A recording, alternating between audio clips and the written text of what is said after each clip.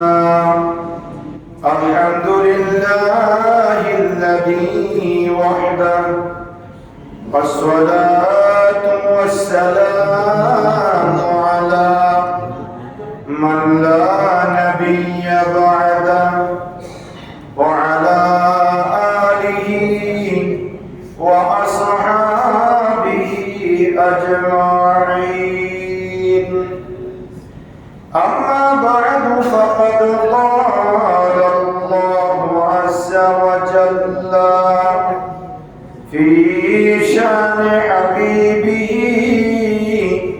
تعظيما له وتوقيرا: إن الله وملائكته يصلون على النبي يا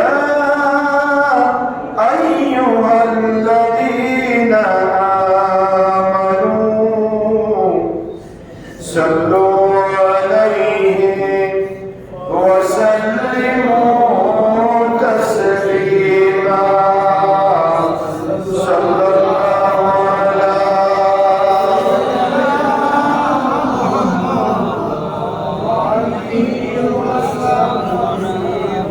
صلى الله على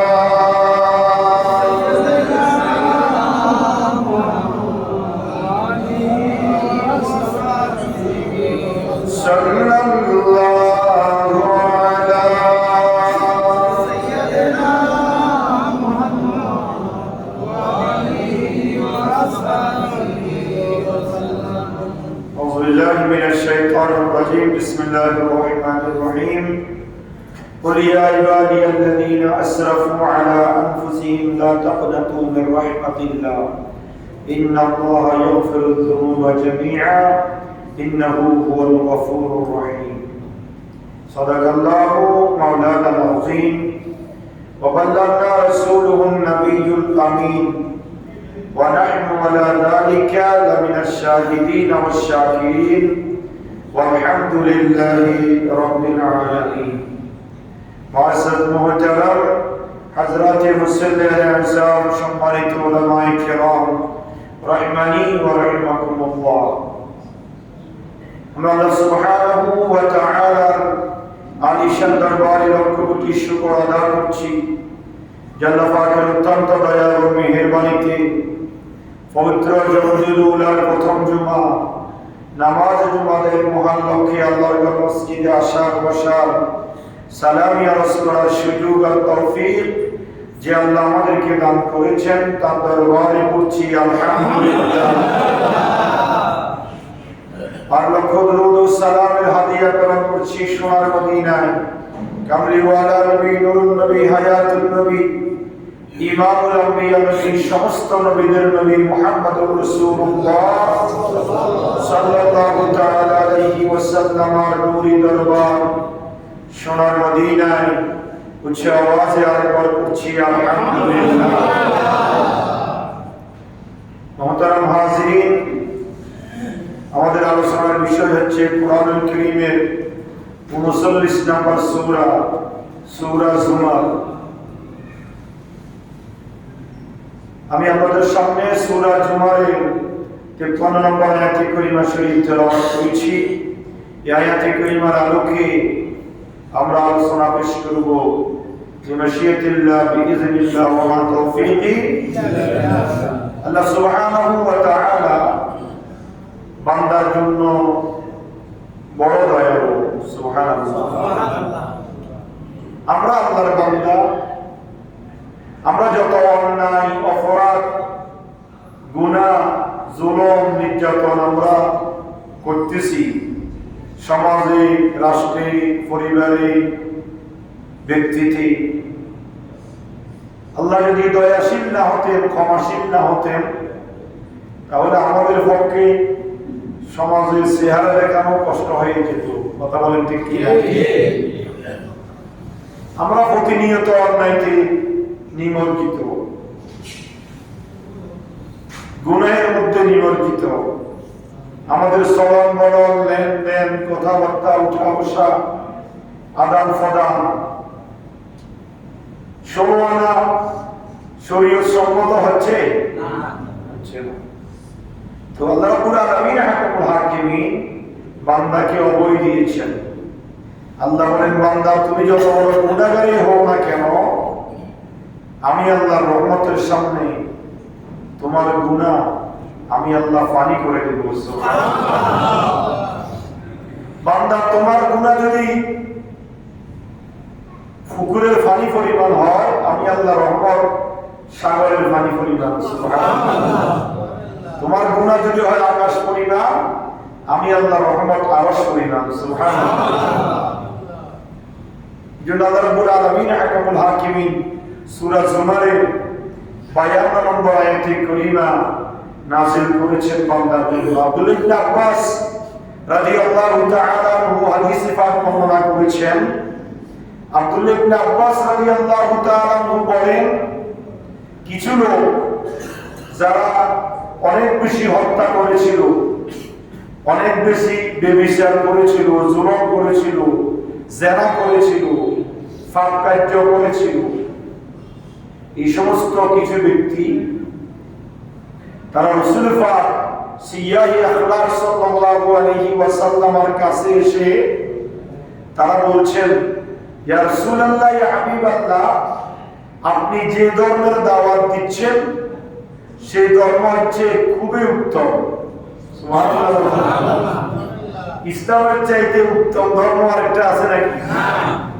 বলছেন, ইয়া রাসূলুল্লাহ, আপনি যে ধর্মের দাওয়াত দিচ্ছেন সেটা অতি উত্তম, কিন্তু চিন্তার বিষয় হলো আমরা তো অনেক বড় বড় জঘন্য অপরাধ করেছি, অন্যায় করেছি, গুনাহ করেছি। ইয়া রাসূলুল্লাহ, যদি আমরা সেই দিন ধর্মে দীক্ষিত হই, ঈমানের কলেমা পড়ে মুসলমান হয়ে যাই, আমরা কি আমাদের সব গুনাহগুলো মাফ পাবো? সুবহানাল্লাহ। কথা বুঝতেছেন? কিছু সাহাবী এসে বলতেছে, লোক এসে বলতেছে, ইয়া রাসূলুল্লাহ, বড় জুলুম করেছি, অন্যায় করেছি, অপরাধ করেছি, খুন করেছি, ব্যভিচার করেছি, জিনা করেছি, অপকর্ম করেছি, কিন্তু ইয়া রাসূলুল্লাহ, আমরা যদি ইসলাম গ্রহণ করি, আমরা যদি তওবা করি, সে অন্যায় থেকে অপরাধ থেকে ফিরে আসি, তাহলে আল্লাহ কি আমাদেরকে মাফ করবেন? আল্লাহু আকবার। তাদের এই প্রশ্নের জবাবের প্রেক্ষিতে আল্লাহ রাব্বুল আলামিন হাকামুল হাকিমিন সূরা জুমারের 53 নম্বর আয়াতে কারিমা নাযিল করেছেন। আমার আল্লাহ বলেন, কুল ইয়া ইবাদিয়াল্লাযীনা আসরাফু আলা আনফুসিহিম লা তাকনাতু মির রাহমাতিল্লাহ ইন্নাল্লাহা ইয়াগফিরুদ যুনুবা ইন্নাহু হুয়াল গফুরুর রহিম। সুবহানাল্লাহ। আল্লাহ বলেন, নবী, আপনি আমার বান্দাদেরকে জানিয়ে দেন, আমার বান্দাদেরকে ঘোষণা করে দেন, আল্লাযীনা আসরাফু আলা আনফুসিহিম, যারা নিজের নফসের উপর জুলুম করেছে, অন্যায় করেছে, গুনাহ করেছে, পাপ করেছে, যারা গুনাহ করতে বিমুখ ছিল, লা তাকনাতু মির রাহমাতিল্লাহ, তারা যেন আমি আল্লাহর রহমত থেকে নৈরাশ না হয়। সুবহানাল্লাহ। ইন্নাল্লাহা ইয়াগফিরু যুনুবা জামিআ, আল্লাহ বলছেন, নিশ্চয় আমি আল্লাহ বান্দার সব গুনাহ মাফ করে দিব। সুবহানাল্লাহ। ইন্নাহু হুয়াল গফুরুর রহিম, নিশ্চয় আল্লাহ হচ্ছেন ক্ষমাশীল। সুবহানাল্লাহ। আল্লাহ কি বলেন না? আল্লাহর কতগুলো নাম আছে, গফুর ক্ষমাশীল, গাফফার সুপারলেটিভ ডিগ্রি, ইসমে তাফদীলের সিগা। আল্লাহ শুধু ক্ষমাশীল নয়, আল্লাহ মহান ক্ষমাশীল। সুবহানাল্লাহ। এজন্য আল্লাহ রাব্বুল আলামিন বলছেন, হাবিব, আপনি আপনার উম্মতদেরকে জানিয়ে দেন, লা তাকনাতু মির রাহমাতিল্লাহ। এখানে নফসের উপর জুলুম মানে গুনাহ করা। কি করা বলেন না?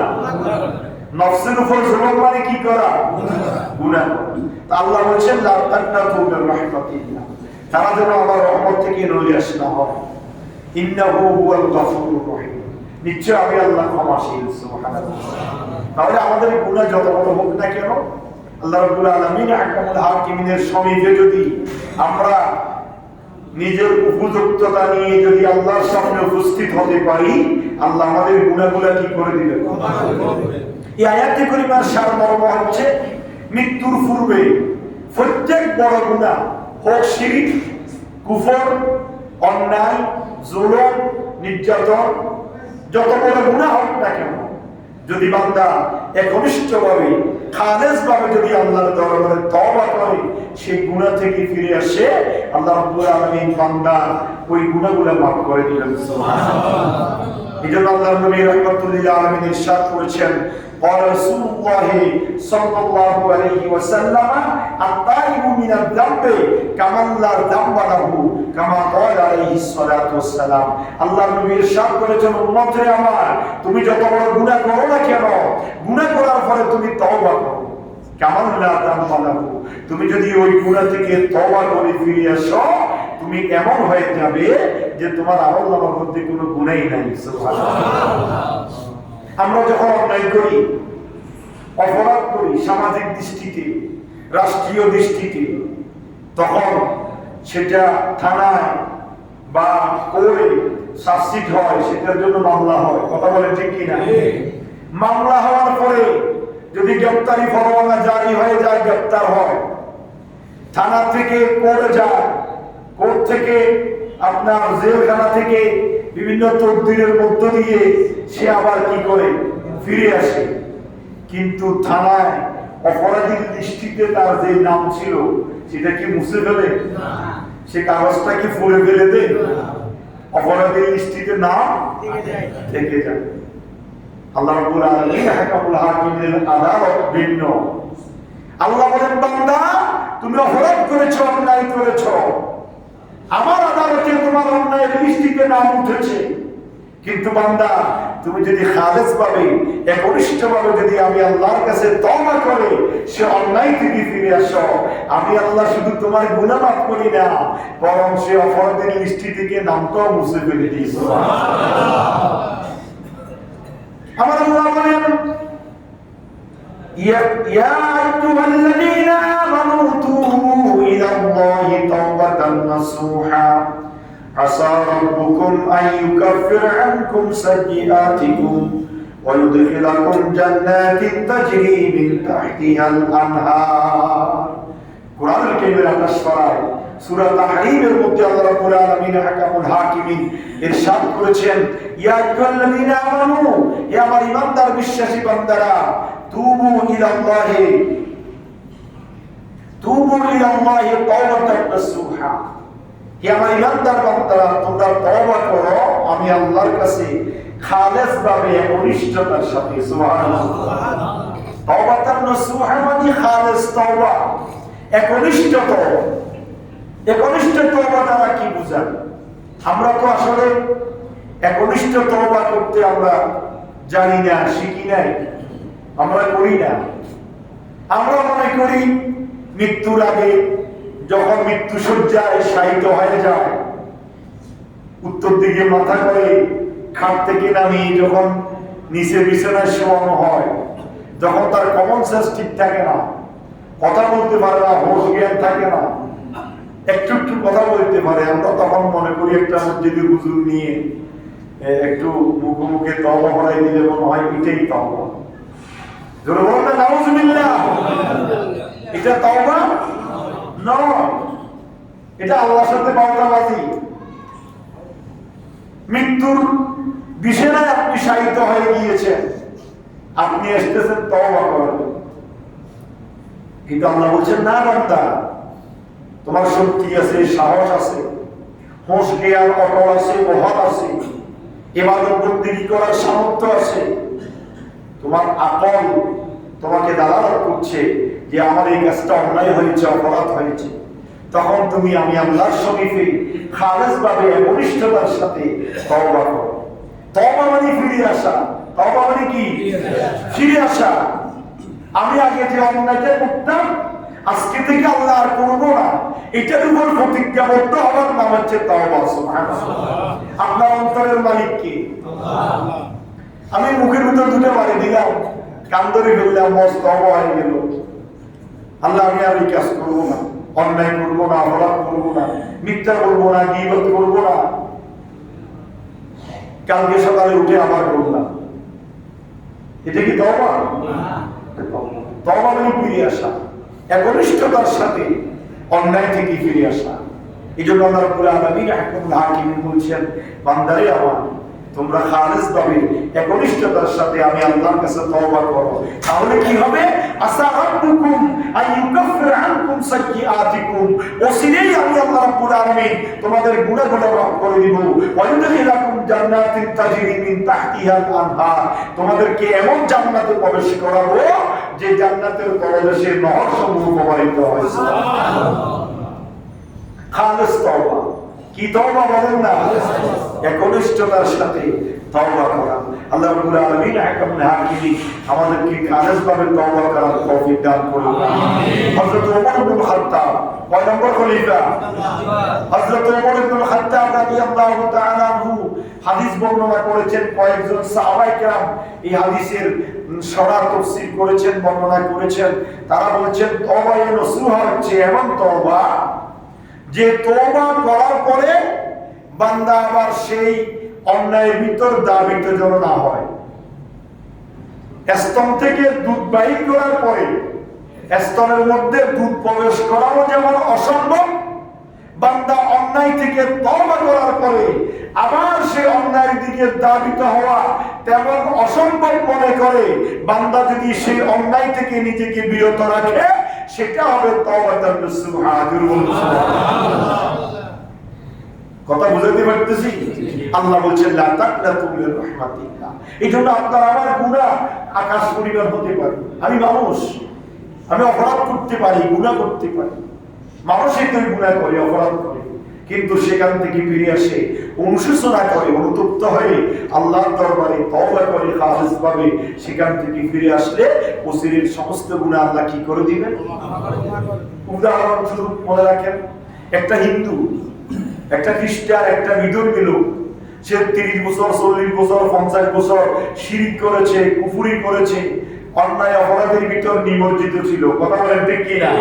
50 বছর পরে তারা বলে আসলো, না আমি যেটা করতেছি এটা তো ভুল, এটা তো আল্লাহ পছন্দ করবে না, আমাকে কি করতে হবে? আমি সবগুলো ছেড়ে দিয়ে এক আল্লাহর আরাধনা করব, আমি আল্লাহর সমীপে তওবা করে ঈমানের কলেমা গ্রহণ করব। এখন আজকে সে তওবা করব কোন নিয়তে? যে আল্লাহ মহান, আল্লাহ এক, আমি আল্লাহর সমীপে সবকিছু সমর্পণ করে দিলাম, আমি মুসলমান হয়ে গেলাম। সে শিরক করেছে, কুফরি করেছে, অন্যায় অপরাধ সব করেছে, সে আজকে তওবা করল। আল্লাহ রাব্বুল আলামিন হাকিমুল হাকিম বলেন, বিগত 30, 40, 50 বছর সে যত শিরক, যত কুফরি, যত অন্যায় অপরাধ করেছে, সে যদি খালিস ভাবে ঈমানের কলেমা পড়ে মুসলমান হয়ে যায়, আমি আল্লাহ তার বিগত জিন্দেগীর সব গুনাহগুলো মাফ করে দিলাম। সুবহানাল্লাহ। সে ঈমানের কলেমা পড়লো, সে কি হয়ে গেল? মুসলমান হয়ে গেল, আত্মসমর্পণকারী হয়ে গেল, তার ওসিরের গুনাহ আল্লাহ মাফ করে দিবেন। সে যদি কোনো কারণে আগামীকাল মারা যায়, সে ঈমানদার জান্নাতি হয়ে মৃত্যুবরণ করবে। সুবহানাল্লাহ। সুতরাং আসুন আমরা খালিস ভাবে তওবা করব, একনিষ্ঠতার সাথে তওবা করব, গভীর রাত্রিতে উঠে যাব, তাহাজ্জুদ গুজারি হব, আল্লাহর দরবারে কান্নাকাটি করব, তাহলে আল্লাহ রাব্বুল আলামিন হাকিমুল হাকিমিন গাফফারিয়তের প্রতিফলন করবে, আল্লাহ আমাদেরকে মাফ করে দিবেন। সুবহানাল্লাহ। সূরা জুমারে ৬৮ নম্বর আয়াতে করিমার মধ্যে আল্লাহ রাব্বুল আলামিন হাকিমুল হাকিমিন হাশরের ময়দানের দৃশ্যের বর্ণনা দিয়েছেন। এতক্ষণ পর্যন্ত আমরা আল্লাহর রহমতের কথা শুনেছি এবং তওবা করার আমরা প্রতিজ্ঞাবদ্ধ হয়েছি। ৬৮ নম্বর আয়াতে কারিমার মধ্যে আল্লাহ রাব্বুল আলামিন হাকিমুল হাকিম বলেন, ওয়া নুফিখা ফিস সূরি ফাসায়কা মান ফিস সামাওয়াতি ওয়া মান ফিল আরদি ইল্লা মান শাআ আল্লাহ সুম্মা নুফিখা ফীহি উখরা ফাইযা হুম কিয়ামুন ইয়ানজুরুন। সুবহানাল্লাহ। আল্লাহ রাব্বুল আলামিন বলেছেন, আমরা জানি 7 জন বড় ফেরেশতা। কথা বলেন কয়জন? 7 জন। সবাই বলেন কয়জন? 7 জন। ফেরেশতা তো অসংখ্য, আমরা কেউ নাম জানি না। অসংখ্য ফেরেশতা, লক্ষ লক্ষ ফেরেশতা, কিন্তু 4 জন ফেরেশতার নাম আমরা সবাই জানি। বড় বড় ফেরেশতা জিবরাইল, মিকাইল, ইসরাফিল, আজরাইল। জিবরাইলের কাজ সাময়িক বন্ধ। জিবরাইল কাজ করে আল্লাহর বাণী নবী রাসূলদের কাছে নিয়ে আসে, ওহী নিয়ে আসা। কথা বলেন ঠিক কি না? নবী আসাও বন্ধ, ওহীর দরজাও বন্ধ, জিবরাইলের কাজও নাই। কথা বলেন ঠিক কি না? মিকাইল বেচারার 24 ঘন্টা কাজ।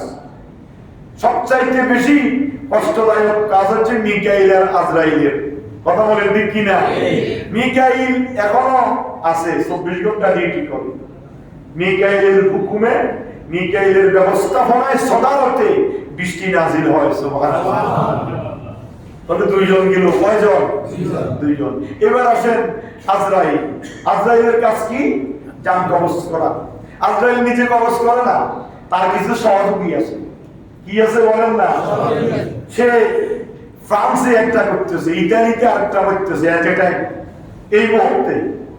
এই এখন 12টা ফোনে একটা।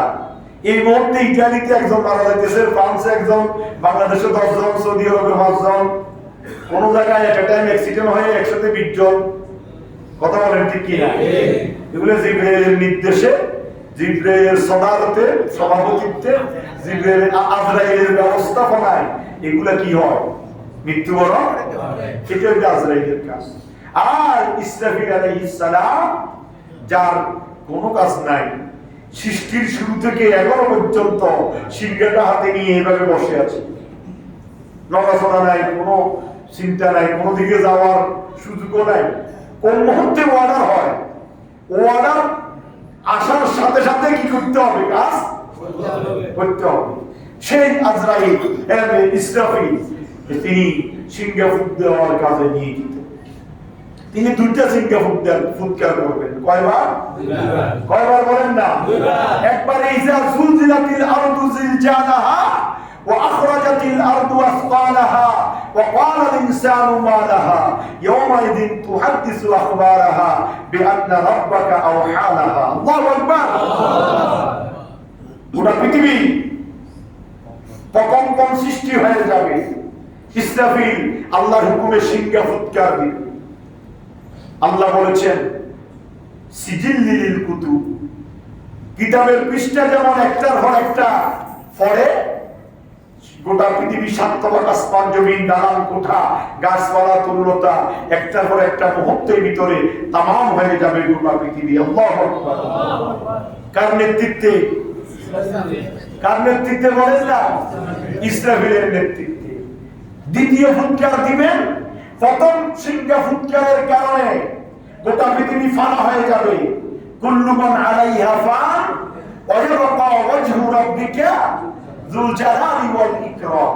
গোটা পৃথিবী ফানা হয়ে যাবে। থাকবে জিবরাইল, মিকাইল, ইসরাফিল আর একমাত্র আল্লাহ। সুবহানাল্লাহ। সুবহানাল্লাহ। সবাই মৃত্যু হয়ে যাবে, ডেড বডি। গোটা পৃথিবী ফানা হয়ে যাবে। দালান কোঠা বাড়ি ঘর আর কিছুই থাকবে না। দ্বিতীয়বার যখন ইসরাফিল সিংহা ফুৎকার দিবে, সবাই ফিফিলিকার মতো গোটা ওয়ার্ল্ড থেকে একত্রিত হয়ে আরাফাতের বিশাল ময়দানে, হাশরের ময়দানে উপস্থিত হবে। জোরে বলুন সুবহানাল্লাহ। প্রথম ফুৎকারে মৃত্যু হয়ে যাবে। দ্বিতীয় ফুৎকারে আদম আলাইহিস সালামের কলিজার টুকরা সন্তান হাবিল কাবিল থেকে শুরু করে এই ইসরাফিলের সিংহা ফুৎকার দেওয়ার সময় যারা মৃত্যুবরণ করবে, সব আল্লাহর সৃষ্টি, সব মানুষগুলা এট এ টাইম দ্বিতীয় সিংহা ফুৎকার দেওয়ার সাথে সাথে হাশরের ময়দানে কি হবে? উপস্থিত হবে। সুবহানাল্লাহ। কথা বুঝতেছেন না আপনারা? কথা বুঝা যায় নাকি? ইসরাফিল কয়বার সিংহা ফুৎকার দিবে? কথা বলেন কয়বার? ইসরাফিল মানুষ না ফেরেশতা? ফেরেশতা। ফেরেশতা সৃষ্টি করে দিয়েছে আল্লাহ, তিনি অপেক্ষা মানুষ। প্রথম সিংহা ফুৎকার দিবেন, গোটা পৃথিবী ফানা হয়ে যাবে। দ্বিতীয় সিংহা ফুৎকার দিবেন, সবাই হাশরের ময়দানে উপস্থিত হবে। আমার আল্লাহ বলেছেন ওয়ানুফিখা ফিস-সূরি ফাসাইকা মান ফিস-সামাওয়াতি ওয়া মান ফিল আরদি ইল্লা মান শাআল্লাহ। সিংহা ফুৎকার দেওয়া হবে, ফলে আসমান জমিন এটা আছে সব বেহুশ হয়ে একাকার হয়ে যাবে। সুবহানাল্লাহ। প্রথম সিঙ্গাপুরকারে আসমান জমিন দুবইয়ের মধ্যে আল্লাহর যত সৃষ্টি আছে সবাই একাকার হয়ে মৃত্যুবরণ করে ফেলবে। দালান কোটা বিল্ডিং গুলা একের পর এক পড়বে। সুবহানাল্লাহ বলবেন না? কার নেতৃত্বে? ইসরাফিলের নেতৃত্বে। কার হুকুমে? আল্লাহর হুকুমে। সুম্মা নুফিখা ফীহি উখরা, তারপরে দ্বিতীয়বার সিঙ্গাপুরকার দিবেন। ফাইজাহুম কিয়ামুন ইয়ানজুরুন, আল্লাহ বলেন তখন তারা দণ্ডায়মান হয়ে সবাই একত্রিত হয়ে হাসরের ময়দান, আরাফাতের ময়দান, হাসরের ময়দান যেখানে কায়েম হবে সেখানে উপস্থিত হবে। সুবহানাল্লাহ। বাঁচার কোনো সুযোগ নাই, সবাইকে হাসরের ময়দানে উপস্থিত হতে হবে। হাসরের ময়দানে উপস্থিত হওয়ার সাথে সাথে আল্লাহ রাব্বুল আলামিন হাকামুল হাকিমিন বান্দাকে কেন হাসরের ময়দানে উপস্থিত করবেন? আল্লাহ রাব্বুল আলামিন হাকামুল হাকিমিন বলছেন, হাসরের ময়দানে যখন বান্দা সবাই উপস্থিত হবে তাদের হিসাব নিকাশ নেওয়া হবে। কথা বলেন ঠিক কিনা? কি নেওয়া হবে? 60 বছর, 70 বছর, 80 বছর, 100 বছরের হিসাব আল্লাহ রাব্বুল আলামিন হাকামুল হাকিমিন হাসরের ময়দানে বান্দা থেকে নেবেন। সুবহানাল্লাহ। ওয়া আশরাকাতিল আরদু বিনূরি রাব্বিহা ওয়া উদিয়াল কিতাবু ওয়া জিয়া বিন নাবিয়্যিন ওয়া শুহাদা'i ওয়া কুদিয়া বাইনাহুম বিল হক ওয়া হুম লা ইউসলামুন। আল্লাহ বলেন পৃথিবী তার পালনকর্তার নূরে উদ্ভাসিত হবে। সুবহানাল্লাহ। ওয়া আশরাকাতিল আরদু বিনূরি রাব্বিহা, খোদার নূরের তাজাল্লিতে গোটা পৃথিবী নূরানি হয়ে যাবে। সুবহানাল্লাহ। আর ওয়াদিয়াল কিতাব, আমলনামার কিতাব মানুষের হাতে উপস্থাপন করা হবে। সুবহানাল্লাহ।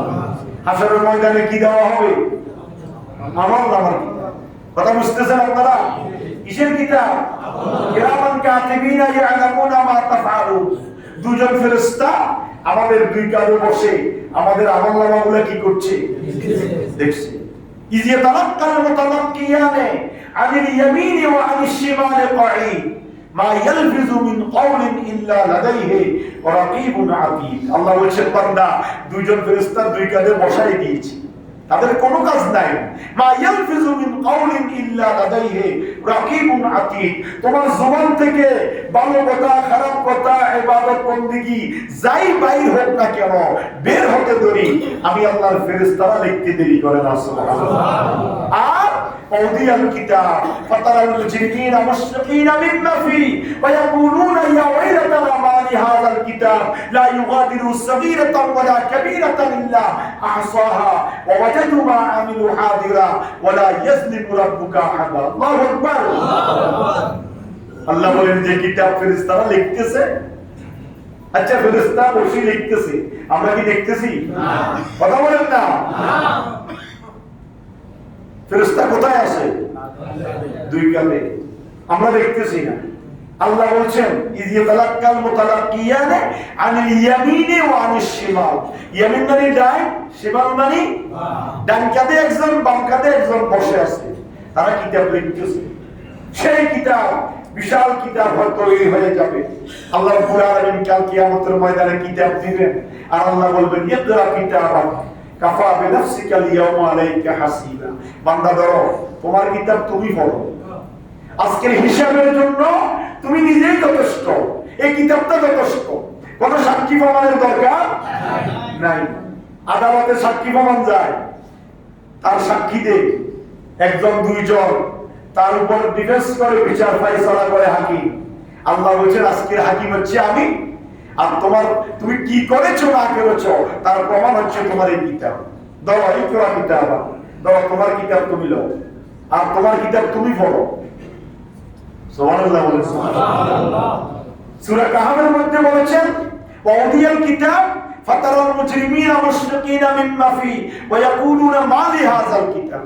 সেদিন পাপিষ্ঠরা বলবে এটা কি কিতাব? মা লিহাযাল কিতাব, এটা কেমন কিতাব?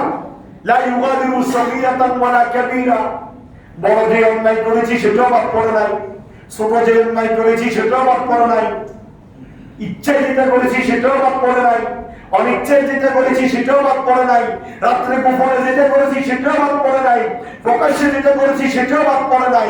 এটা কি কিতাব? লা ইউগাদিরু সগীরাতান ওয়ালা কাবীরা ইল্লা আহসাহা। আল্লাহ বলেন গনে গনে হিসাব করে করে বাইসিরিয়াল 11 বছর 10 বছর বয়স থেকে আপনার আমার হিসাব শুরু। 10 বছরের পরের দিন 11 বছরের সময় কি করেছেন, 30 বছরে কি করেছেন, 40 বছরে কি করেছেন, মৃত্যুর আগের দিন কি করেছেন, সব কিছু বাই সিরিয়াল আপনার আমার সেই কিতাবের মধ্যে আল্লাহ এড করে আপনার আমার সামনে আমলনামার কিতাব দিবেন। সুবহানাল্লাহ। সুতরাং আসুন সেই দিনের কথা আমাদের চিন্তা করা দরকার আছে না নাই? আল্লাহ বলেন আল ইয়াওমা তুজজা কুল্লু নাফসিন বিমা কাসাবাত লা যুলমাল ইয়াওম। আজকের দিনে তোমাদের আমলনামা তোমাদেরকে দিব। বান্দা খবরদার, আজকে এই দিনে আমি কারো প্রতি জুলুম করব না। সুবহানাল্লাহ। তুমি যা করেছো তা তোমাকে দেওয়া হবে। কোন বান্দার প্রতি কি করা হবে না? জুলুম করা। সূরা বাকারা, কোরআনুল কারীমের 2 নম্বর সূরা, সূরা বাকারার 281 নম্বর আয়াতে কারীমার মধ্যে আল্লাহ বলছেন ওয়াত্তাকু ইয়াওমান তুরজাউনা ফীহি ইলাল্লাহ। বান্দা সেই দিনকে ভয় করো যেই দিন তোমাদেরকে আমি আল্লাহর কাছে ফিরে আসতে হবে। কথা বলেন ঠিক কি না? কার কাছে যেতে হবে? কার সামনে? সুম্মা তুওয়াফা কুল্লু নাফসিন মা কাসাবাত ওয়া হুম লা ইউসলামুন। আল্লাহ বলেন 60 বছর, 70 বছর, 80 বছর, 90 বছর বয়স পর্যন্ত তুমি যা করেছো আমি আল্লাহ তা তোমাকে আজকে হাশরের ময়দানে প্রদান করব। সুবহানাল্লাহ। যে বিশ্বাস হয় না আমাদের? কথা বলেন হয় কি হয় না? এজন্য আমাদেরকে হাশরের ময়দানের প্রস্তুতি দুনিয়ার জমিন থেকে নিতে হবে। পরীক্ষার প্রস্তুতি আগের দিন বাসা থেকে নিতে হবে। কথা বলেন ঠিক কি না? পরীক্ষা 10টা থেকে শুরু, 9:30টায় আপনি এই কি বলে কেন্দ্রে ঢুকবেন। আপনি যদি বলেন 10টার পরে আমাকে একটু সময় দিন আমি প্রস্তুতি নিয়ে আসি, এই সুযোগ দুনিয়ার কোনো পাগলে দিবে? কোনো সিস্টেম আছে? অনুরূপ ভাবে আল্লাহ রাব্বুল আলামিন বলেন বান্দা হাশরের ময়দানে আসার আগে তোমাকে সব সিস্টেম বাতাই দিচ্ছি কি হবে তোমার। তুমি হাশরের ময়দানে আসার আগে প্রস্তুতি নিয়ে আসো। তবে বান্দা শুনো, আমি তোমার এমন রব, আমি তোমার এমন আল্লাহ, আমি কারো প্রতি জোর করি না। সুবহানাল্লাহ। আমি কারো প্রতি কি করি না? তুমি যা করেছো তা তোমাকে দেওয়া হবে। ভালো করেছো ভালোটাই দিব, খারাপ করেছো খারাপটাই দিব। ফামান ইয়ামাল মিসকালা যাররাতিন খায়রান ইয়ারা। বান্দা যদি এক যাররা পরিমাণ ভালো কাজ করো সেটাও তোমাকে দেওয়া হবে। ওয়া ইয়ামাল মিসকালা যাররাতিন শাররান ইয়ারা। বান্দা যদি এক যাররা পরিমাণ খারাপ কাজ করো সেটার শাস্তিও আমি আল্লাহ তোমাকে দিব। আল্লাহু আকবার। সুতরাং আজকের এই আলোচনা থেকে আমরা বুঝতে পারলাম, শিক্ষা নিলাম যে আমাদেরকে হাশরের ময়দানের জন্য প্রস্তুতি নিতে হবে দুনিয়াতে থাকা অবস্থায়। কথা বলেন ঠিক কি? গত জুমায় আমরা কোরআনুল কারীমের সূরা জুমারের আলোচনা করতে গিয়ে একটা অংশ বাকি ছিল, সেই অংশটা আপনাদের সামনে উপস্থাপন করছি। সেটা হচ্ছে আল্লাহ বলছেন যে ফাওয়াইলুল লিল কাসিয়াতি কুলুবুহুম মিন যিকরিল্লাহ উলাইকা ফি দালালিন মুবিন। আপনাদের অবশ্যই মনে আছে গত জুমায় বলেছিলাম যে ওই ব্যক্তির অন্তর পথস্থ, ওই ব্যক্তির অন্তর পথস্থ, ওই ব্যক্তি নেককার যার অন্তরের মধ্যে 3টা চিন্তা থাকবে। কয়টা? কথা বলেন না কয়টা? একটা হচ্ছে আল ইনাবাতুল ইয়াদারিল কুলুব, চিরস্থায়ী বাসস্থানের প্রতি অনুরাগী হওয়া। আর ওয়াত্তাজাফান দারিল গুরুর, দোকার বাসস্থান থেকে বিমুখ হওয়া, দূরে থাকা। আর ওয়াত্তাহিবুলিল মাউতি ক্বাবলা নুজুল, আর মৃত্যু আসার আগে মৃত্যুর জন্য প্রস্তুত থাকা। সুবহানাল্লাহ। এই 3টা কাজ। কয়টা কাজ? চিরস্থায়ী বাসস্থান কোথায়? কোথায়? সে বাসস্থানের চিন্তা করা। আর ওয়াত্তাজাফান দারিল গুরুর, আর দোকার বাসস্থান হচ্ছে দুনিয়ার দালান কোঠা। কথা বলেন ঠিক কি না? আর আতাইবুলিল মাউতি ক্বাবলা নুজুল, 3 নম্বর হচ্ছে মৃত্যুর আগে মৃত্যুর জন্য কি নেওয়া? প্রস্তুতি। আল্লাহ বলেন ফাওয়াইলুল লিল কাসিয়াতি কুলুবুহুম মিন যিকরিল্লাহ। তাদের জন্য দুর্ভোগ যাদের অন্তর আল্লাহর স্মরণ থেকে দূরে, যাদের অন্তরে আল্লাহর জিকির নাই, তাদের জন্য ওয়াইল নামক একটা দোজখও আছে। কি আছে? ওয়াইল নামক দোজখ। আল্লাহ বলেন তাদের জন্য ওই দোজখ আমি আল্লাহ জাহান্নাম নির্ধারণ করে রেখেছি যারা দুনিয়াতে আমি আল্লাহর স্মরণ থেকে দূরে ছিল। কার স্মরণ? কার স্মরণ বলেন না? আল্লাহ রাব্বুল আলামিন কোরআনুল কারীমের সূরা তাহার 124 নম্বর আয়াতে কারিমার মধ্যে বলেছেন ওয়ামান আ'রাদা আন যিকরি ফাইন্না লাহু মাঈশাতান দানকা ওয়া নাহশুরুহু ইয়াওমাল কিয়ামাতি আ'মা। সুবহানাল্লাহ। আল্লাহ বলেন ওয়ামান আ'রাদা আন যিকরি, যারা আমি আল্লাহর স্মরণ থেকে জিকির থেকে দূরে থাকে, ফাইন্না লাহু মাঈশাতান দানকা, কাল কিয়ামতের ময়দানটা তাদের জন্য সংকুচিত হয়ে যাবে। নাউযুবিল্লাহ। তাদের জন্য একবারে সংকুচিত হয়ে যাবে। আর ওয়া নাহশুরুহু ইয়াওমাল কিয়ামাতি আ'মা, কিয়ামতের ময়দানে আমি আল্লাহ তাদেরকে অন্ধ করে উঠাবো। নাউযুবিল্লাহ। মাঝে কইয়ে আচ্ছা দেখেন, আল্লাহ কিয়ামতের ময়দানে অন্ধ করে উঠাবেন, মানুষ কি চুপ থাকবে? আল্লাহ তাও বলে দিচ্ছেন যারা আল্লাহর স্মরণ থেকে দুনিয়ার জমিনে কাফের ছিল, অন্যায় অপকর্ম জুলুম সবকিছু করেছে, আল্লাহকে স্মরণ করে নাই, পাঁচ ওয়াক্ত নামাজ আদায় করে নাই, কোরআন তেলাওয়াত করে নাই, আল্লাহর স্মরণ থেকে যারা দূরে ছিল তাদের কি অবস্থা হবে? হাসরের ময়দানে তারা অন্ধ হয়ে উঠবে। ক্বালা রাব্বি লিমা হাশারতানি আ'মা, ওই বান্দারা বলবে আল্লাহ আজকে কেন আমাদেরকে অন্ধ করে উঠালে? কেন? ওয়াকাদ কুনতু বাসীরা, আমরা তো দুনিয়াতে চক্ষুষ্মান ছিলাম, দুনিয়াতে সব দেখেছি, আজকে কেন হাসরের ময়দানে আমাদেরকে অন্ধ করে উঠালে? সুবহানাল্লাহ বলবেন না? মানুষ কাকে জিজ্ঞাসা করবে? আল্লাহকে। আল্লাহ তার জবাব দিবে ক্বালা কাযালিকা আতাতকা আয়াতুনা ফানাসিতাহা ওয়া কাযালিকাল ইয়াওমা তুনসা, দুনিয়াতে তুমি আমি আল্লাহকে ভুলেছিলা, আমি তোমাকে রিজিক দিয়েছি, হায়াত দিয়েছি, দম দিয়েছি, সুস্থ দিয়েছি, টাকা পয়সা দিয়েছি, ছেলে মেয়ে দিয়েছি, সব নিয়ামত তোমাকে আমি আল্লাহ দুনিয়াতে দিয়েছিলাম, তুমি আমাকে ভুলেছিলে। আজকে হাসরের ময়দানে আমি তোমাকে ভুলে গেলাম, এই কারণে তোমাকে অন্ধ করে উঠালাম। আল্লাহর সামনে আর কিছু বলার সুযোগ আছে? কথা বলেন, আছে নাকি? এই জন্য আল্লাহর স্মরণ দরকার আছে না নাই? ফাযকুরুনি, আপনি আমাকে বছর একবার দাওয়াত দিবেন, আমি যদি 2 বছর একবার দাওয়াত না দিই, এটা হয়? আপনি বিয়ের বাড়ি প্রতিদিন বস্তা নিয়ে যাবেন, আর ওই মেয়ের বিয়ে যদি একদিনও আপনার কাছে বছরে কিছু নাস্তা নিয়ে আসে, এটা হয়? আপনি বিয়ের সপ্তাহে একবার ফোন করেন, বিয়ে হ্যাঁ চলেননি, মানে ভালো আসেনি, আর বিয়ে যদি পুরো বছরে একবার খবর না হয়, 1 বছর পরে দূরচ্ছে বিয়ের খবর দরকার নেই, এটা যখন খবর না হয় হাত থেকে এটার খবর মন পড়ে। কথা কম ঠিক কিনা? আল্লাহ বলেন বান্দা ফাযকুরুনি আযকুরকুম, বান্দা আমাকে স্মরণ করো, আমিও তোমাকে স্মরণ করব। ফাইন যাকারানি ফি নাফসি, বান্দা যদি তুমি একা একা বসে ঘরের কোণায় আমি আল্লাহকে স্মরণ করো, যাকারতুহু ফি নাফসি, আমি আল্লাহ একা একা তোমাকে স্মরণ করব।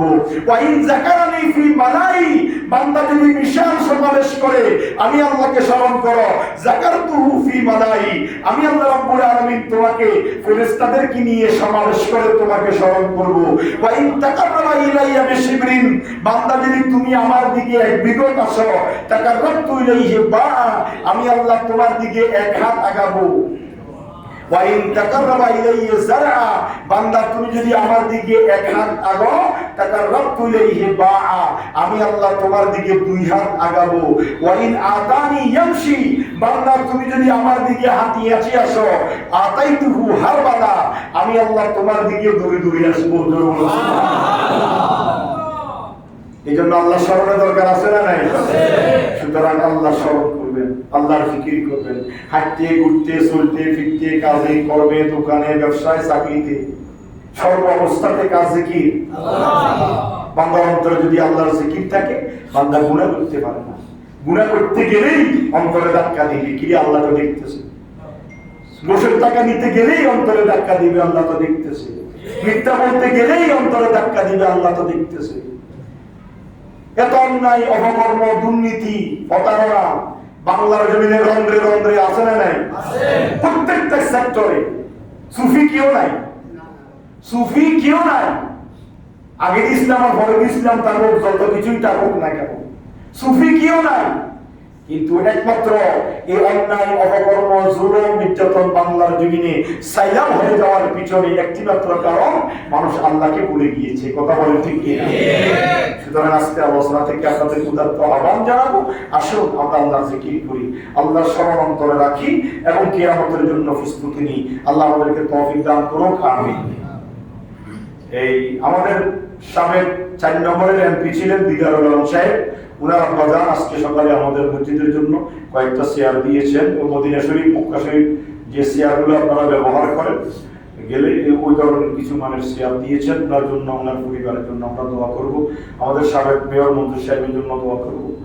আর এই আজকে এশার নামাজ পড়ে মসজিদের উত্তর পাশে এলাকার কিছু ভাইদের উদ্যোগে মাহফিল হবে, সেখানে কালুসা মাদ্রাসার প্রভাষক মহিউদ্দিন নেসার হিসেবে আসবেন, আমিও থাকবো, আর অন্যান্য বক্তা থাকবে। এশারের পরে আপনাদেরকে দাওয়াত দেওয়া যাচ্ছে। আরেকটা হচ্ছে কিছু মুসল্লি, 5 ওয়াক্তের মুসল্লি, জুমার মুসল্লি দেখি এটা মসজিদের আঙ্গিনা, মসজিদের গেট থেকে, মসজিদের রাস্তা থেকে, মসজিদের অলরাউন্ডার পুরাটাই রক্ষণাবেক্ষণের দায়িত্ব কি কমিটির, ইমাম মুয়াজ্জিনের নাকি আপনাদেরও আছে? কথা বলেন না। এখন মসজিদের আদব রক্ষা করা এটা ফরজ, এটা আবশ্যক, এটা ইবাদতের অংশ। যেরকম মসজিদে ঢুকতে জুতাগুলোকে বাইরে বাড়িয়ে দুটোটা তলায় তলায় লাগিয়ে একসাথে আনবেন, বন্ধ করে একসাথে আনবেন, অনুরূপ ভাবে এনে যত্ন সহকারে বাক্সের ভিতর রাখবেন।